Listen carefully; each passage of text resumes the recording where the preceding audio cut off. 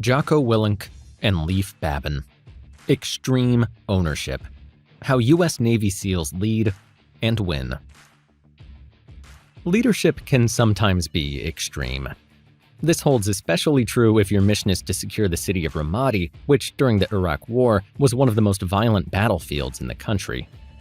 These blinks are based on the impactful insights of two Navy SEAL task unit leaders who served in Ramadi and whose ability to take charge in battle often determined whether their men lived or died.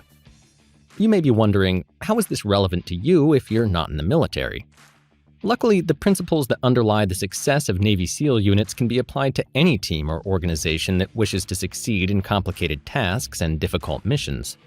With strategies such as cover and move and prioritize and execute, you'll learn how to lead and win even the most challenging battles. Before we begin, we publish new content every week. So, be sure to subscribe to our channel and ring the bell to get notified about our latest extracts. Number 1. Leading a team to success means taking responsibility for each and every one of its failures. In 2012, one of the authors, Jocko Willink, was in Ramadi, Iraq as a SEAL task unit commander when his unit was met with heavy fire from what was assumed to be the Mujahideen, or enemy insurgents. But as it turned out, it wasn't the Mujahideen at all. It was another SEAL unit, and in the chaos of the friendly fire, a soldier lost his life. As the ranking officer in the operation, there was only one thing Willink was certain of. Everything that went wrong was his responsibility. And guess what? By taking ownership of this horrible event, he actually saved his job. That's because his superiors knew what lots of business leaders don't. Every leader makes mistakes, but only the good ones take responsibility for them. That's why he was allowed to keep command of his unit. The importance of the commander's attitude can also be seen during the worst-case scenario trainings that SEAL teams undergo. The majority of units that underperform during such operations have leaders who blame either the scenario, their subordinates, or the troops themselves. In other words, by refusing to take responsibility, they fail their missions. On the other hand, the SEAL units that perform the best in training are led by commanders who readily shoulder blame, seek out constructive criticism, and take detailed notes on how to improve. When leaders fail to take responsibility, the consequences can be far-reaching. For instance, in Willink's experience, when a poor SEAL leader blames everyone but himself, that bad attitude is passed on to his subordinates, who then do the same. This results in the team becoming ineffectual and incapable of carrying out their plans. Such a team just makes excuses and passes the buck instead of adjusting to and solving the problems that inevitably arise. By the same token, the subordinates of leaders who take total responsibility emulate that behavior themselves. As a result, accountability and initiative spread all the way down the chain of command. Number 2. To successfully execute your mission, understand its importance. When Willink's military commanders told him that his elite, impeccably trained SEAL team would be fighting side by side with the newly minted Iraqi army, his first reaction was hell no. He felt the Iraqis were poorly trained, horrendously equipped, and occasionally disloyal to their American allies. Nevertheless, he kept quiet and didn't share his negative feelings with his troops. How come? Well, before speaking out against the plan, he had to figure out why it was being implemented. As it turned out, including the Iraqi Army in Navy SEAL operations was actually a strategic move intended to eventually enable the withdrawal of U.S. forces from the country. Once he learned this, he could believe in the mission and convince his team to do the same. So he went to work passing his conviction on to his unit. Once they too understood why the mission had been assigned, they were also able to commit to it and help carry it out. However, if Willink had questioned the mission outright, openly voicing his criticisms to his unit, the backlash from his team would have increased dramatically. Even if he had later seen the light of day and tried to convince them to support the mission, their doubts probably would have remained, and the mission may have failed. In other words, whether you're the head of an elite military fighting unit or a corporate team, you as a leader need to be a true believer. That is, you must fully support the objectives of your team. So when you receive an order that seems questionable, you should consider how its objectives might align with the greater strategic goals of the organization you work for. After all, as a leader, you're a part of something that's bigger than both you and your team. If you can't understand why you're being asked to do something, it's on you to seek answers from somewhere higher up the chain of command.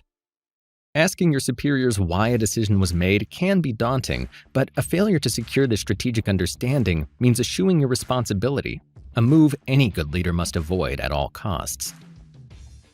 Number 3. Treat your allies as a support network, not as competition.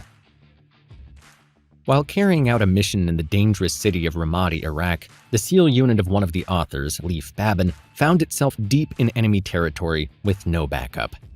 To get out, they had no option but to risk walking through the city in broad daylight. The chances of an enemy attack were sky high, but the team made it back to base unscathed. That being said, after the mission, BABIN discovered that he had made an error.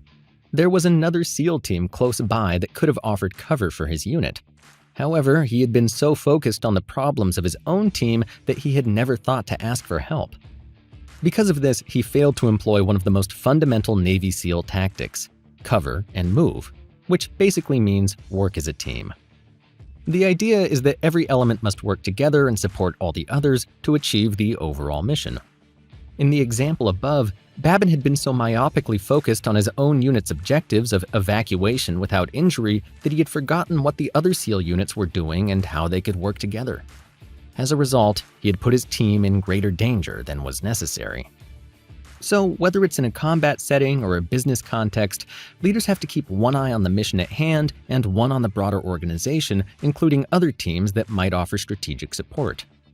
For instance, in BABIN's work as a business consultant, he once noticed that different teams within the same corporation were blaming each other and competing against one another. They were an obvious violation of the principle of cover and move, which clearly states that internal teams should support one another and remember that the enemy is external, not internal. In other words, the competition isn't the guy in HR, but the other firms who are trying to steal your customers. Number 4. Remain effective under pressure by setting clear priorities and acting upon them. It's midnight in Ramadi. The SEAL team has just left a building by moving onto what they thought was the roof of the building next door. However, this seeming roof turned out to be a mere tarp, and one SEAL has fallen through the covering and landed 20 feet below, injured and exposed. The unit itself is extremely vulnerable, deep in enemy territory without backup, with a wounded comrade and an enemy bomb at the building's exit. What should the leader do? Naturally, in this situation, a number of problems are competing for attention. That's why it's the leader's job to stay calm and decide on the best possible course of action. To do so, BABIN thought back to his SEAL training and drew on a particularly useful principle: prioritize and execute. To remember this principle, SEALs verbalize it in the mantra, relax, look around, make a call. Even highly competent leaders will grow overwhelmed if they try to tackle every issue simultaneously, which is why it's essential to decide on the top priority and focus on it. Once that's done, the leader can move to the next priority and put his team's focus there.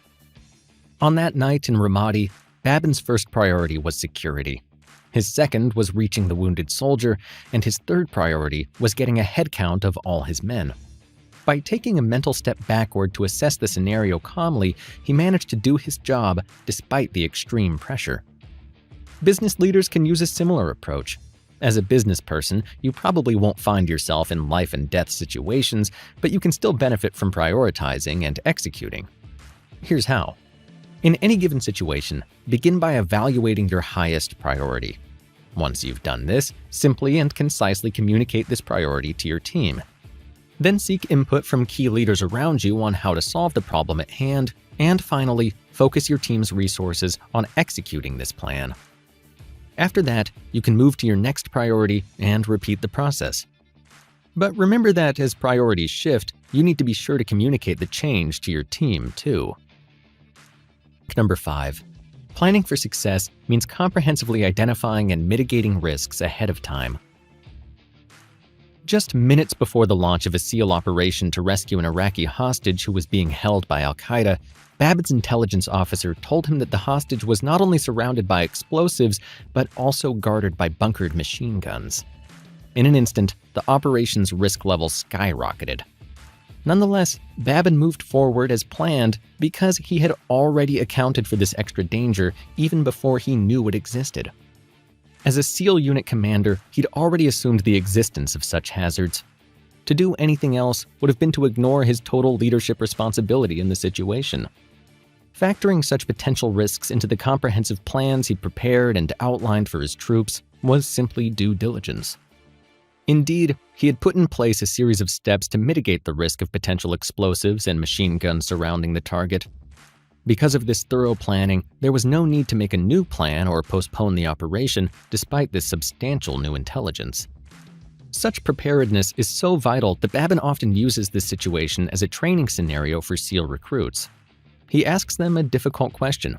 Would you still have executed this mission after discovering these risks? And the correct answer is always yes. The lesson here is that leaders, regardless of context, should always take the time to generate a detailed plan that identifies, quantifies, and mitigates all known potential risks. Making such comprehensive contingency plans helps reduce risks in the future because every person in the operation knows exactly what to do if things go off the rails. This makes success more likely since your team is prepared for the unknown. But remember, there will always be some risks that can't be mitigated, which is why good leaders concentrate on the risks that can be controlled. Number 6. Instead of resenting interference by your superiors, make sure you're giving them the information they need. When BABIN and Willink were in Iraq as SEAL unit commanders, BABIN would frequently burst into Willink's office, demanding to know why their commanding officer was bombarding him with emails asking what BABIN felt were stupid questions. Why was he being pestered in this way? Didn't the commanding officer know how many important things he had on his plate? To this question, Willink simply replied, "No, because you're not taking responsibility for telling him." This helped BABIN eventually realize that the higher-ups weren't psychic. They were only asking about his operations because he hadn't given them sufficiently detailed updates. In other words, the commanding officer was just trying to get the information he needed to approve BABIN's plans himself, pass them up the chain of command for final approval, and enable BABIN to execute his combat missions. This realization taught him an important lesson. He had to check his own negative attitude and do his best to provide highly detailed operation planning documents to his superiors. However, many business leaders don't understand that this is necessary to maintain good relationships with their supervisors. Lots of leaders think that if their own boss isn't giving them the support they and their team need, it's the boss's fault. But what they really need to do is take a look in the mirror and remember that it's their own responsibility to provide the critical information their bosses need to give them support and make decisions. To put it differently, a good leader always pushes awareness of a situation both up and down the chain of command. Taking total responsibility as a leader means leading and influencing every person around you, whether they're a subordinate or a superior. The key message is that as a leader, whether in a military or business context, you need to take total ownership of your team and its work. Doing so means bearing responsibility for your team's successes as well as its failures, drafting detailed plans that account for risks, and maintaining tight lines of communication in all directions. And here's a bit of actionable advice that you can apply to your life. Decentralize command for effective management. As a general rule, people can't effectively manage more than 6 to 10 people directly. Nonetheless, many business leaders manage much bigger teams. Here, the Navy SEAL management principles can help. First, break your team down into sub-teams containing no more than 4 to 5 people, each with a designated leader. Make sure that these leaders understand the larger team's overall mission as well as its ultimate goal. Then empower your junior leaders to make decisions that help attain that goal on their own. This structure functions well without overwhelming you personally. And one more thing before you go, we always love to hear what you think about our content. Just share your thought or book recommendation on the comment section and be sure to subscribe and ring the bell to be notified about our latest extracts. Thank you and have a great day.